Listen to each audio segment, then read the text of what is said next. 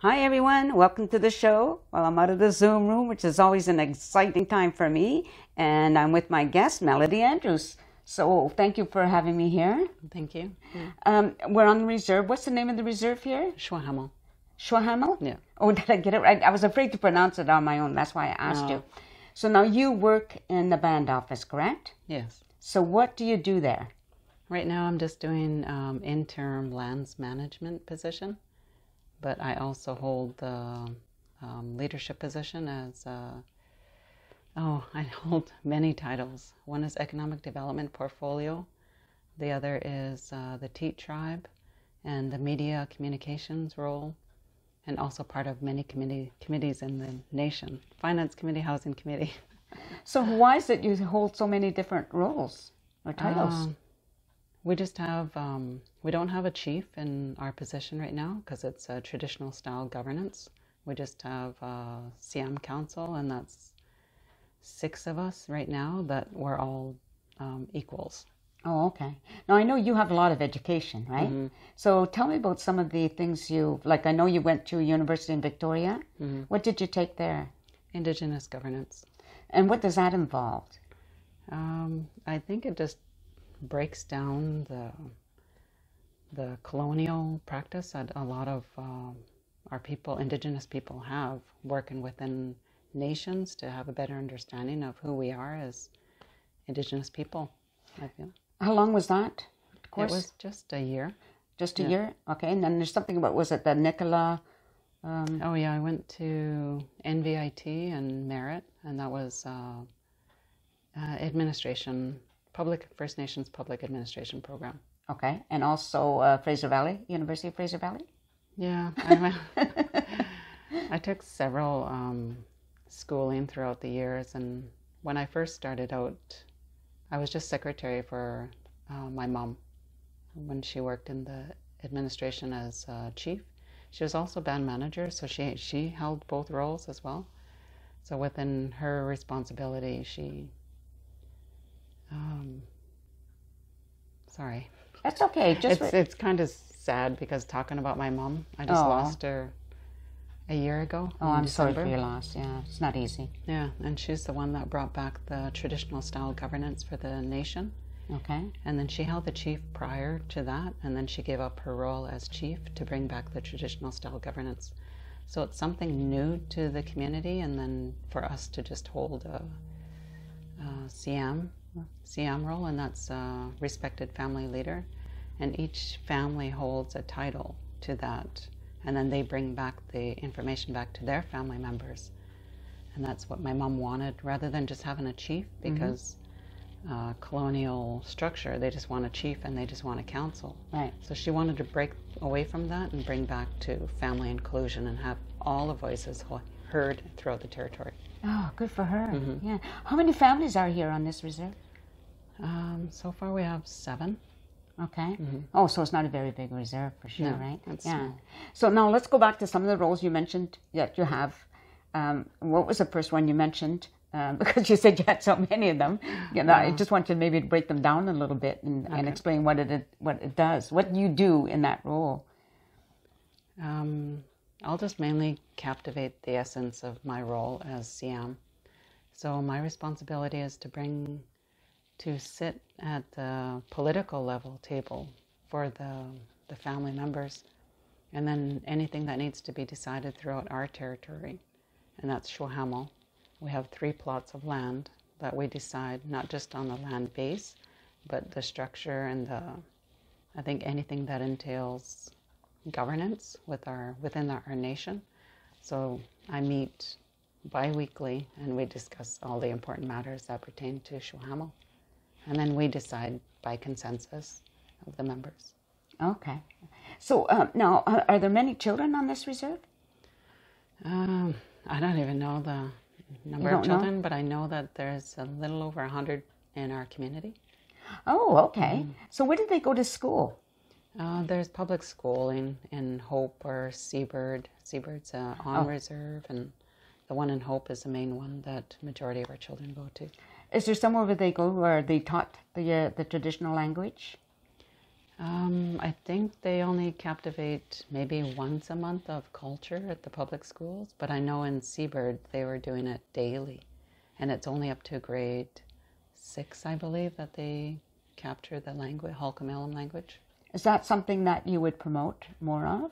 Yeah, I promoted Seabird more than the public school because majority of the kids stayed in public school, but my kids went to Seabird. Oh, okay. So do you yourself speak the language?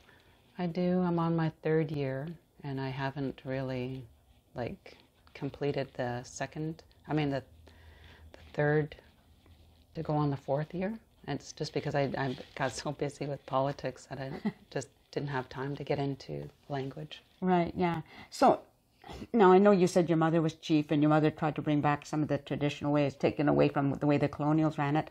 Is that why you got involved? Pretty much. I've been working with her throughout the years. I was secretary, excuse me, for about 4 years, actually, 4 to 6 years. Yeah, and you have children? 5.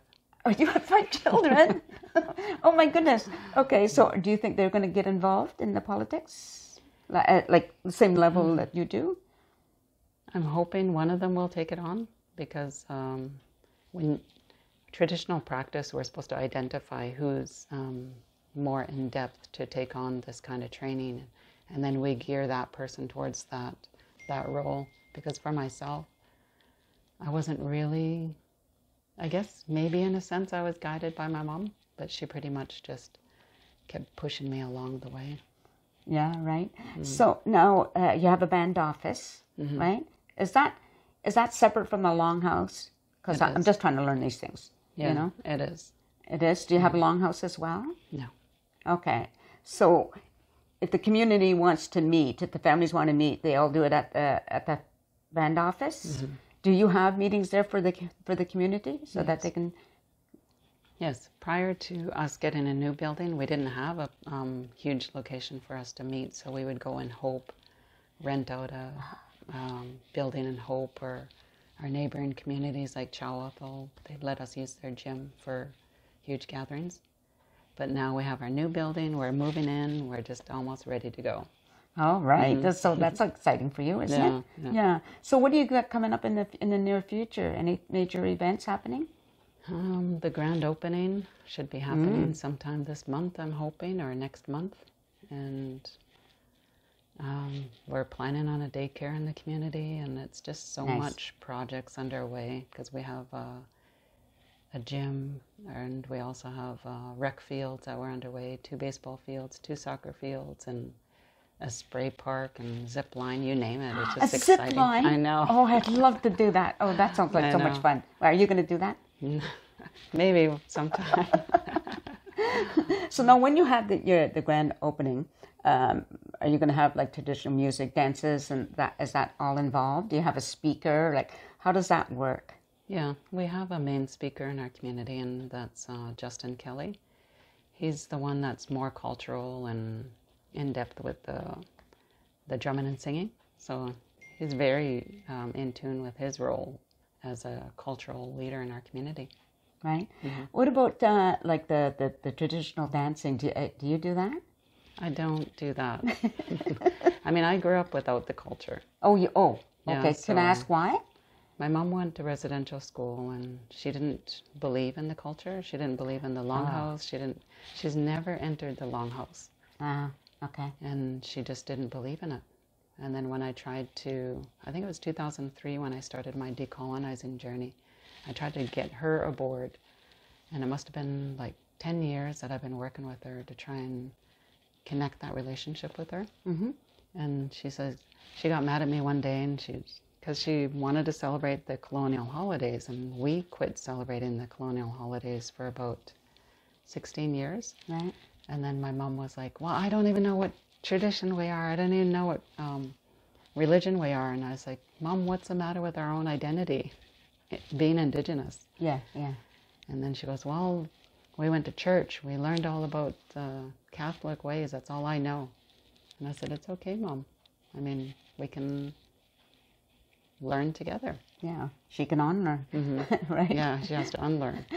This is, the thing that I talk to people about is like as a white person, as non-Indigenous person, I have to unlearn what I was taught about Indigenous people because, you come to realize that a lot of what we were told is not true.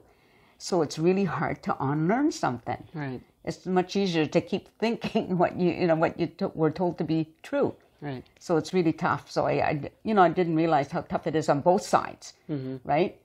For people, But I think we're gaining more knowledge now as things come to light more and more, and hopefully people will be like non-Indigenous people, especially, will be more willing to listen. Right. Right. Because it does take listening in order to learn something. Yeah, and that's the work that I did with my ex. And we did Decolonizing the Colonizer. Yep. So we went all around, I think, North America and South America to try and get the word across for how to decolonize and how to, just like you said, as a non-Indigenous person, how do you understand an Indigenous perspective? Yeah, and I think of it as a brainwashing, almost. Like I grew up Catholic, so no offense to anybody's Catholic, but to me it was like a brainwashing. And so at some point you have to realize that you've been bombarded with these thoughts and these opinions of other people, not necessarily your own, right? So when you come to terms with that, it's not easy. It really isn't to think, Like I think that was given to me. It wasn't my choice, so it would be the same with your mother. That was something that was given to her. Wouldn't have maybe necessarily have been her choice, right? So it's not easy. Right. Not easy for anybody, right? Well, the longing for the attention that I thrived for many years, I think I come to terms to understand that the traumatic period that she endured, it's not her fault. No. Of why she wasn't able to be the mom that I wanted her to be. And I felt like I think when I was growing up, I felt resentful towards her parenting style. And I felt like she could have done this or she could have done this better. But I think in the past 12 years, when I tried to build our relationship back up, I think that's what made me realize that it's not her fault, what she went through. Because she was so, she was stuck trying to get past she was so stubborn too, and trying to get past that healing part. And I've tried so hard to try and get her to love me or see me. And that's what I longed for. And then I finally accepted the fact that, okay, I just have to accept what I received and then work with my kids in a different manner. Different way, yeah. One thing I've learned that when you grow up in trauma, you don't always realize that you carry that trauma with you and you pass it on. So that's probably what happened with your mom, right? She didn't realize she was passing on the trauma that she went through to you, Exactly. And that's what I felt when I identified or recognized the fact that I treated my 3 older kids differently than I do treat my 2 younger kids. As if my 2 younger kids were able to see the decolonizing journey that I've been on throughout the years, to identify that that's not my mom's fault, and she can't handle, or she can't take on responsibility for what happened to her in the past, and then for me to pass that on. So I explained to all my kids. We used to have family meetings so I can explain to them that I'm sorry for how I treated you, and I wanted to be able to have open communication and have a better understanding of who we are as a family unit.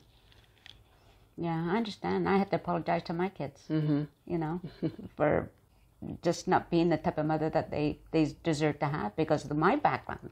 So we don't even realize that when we're in the middle of it sometimes, going through what we're doing to them, And then it was my son that pointed out to me that I had been abusive. And I'm thinking, no, I never hit you. I never sexually abused you. But that's not what he was talking about, right? So a lot of us go through that without even realizing it.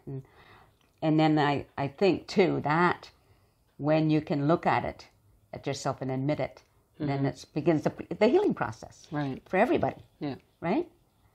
I want to talk a bit, just go back a bit about you and you said your ex-husband going around to trying to decolonize, and how many years did you do that for?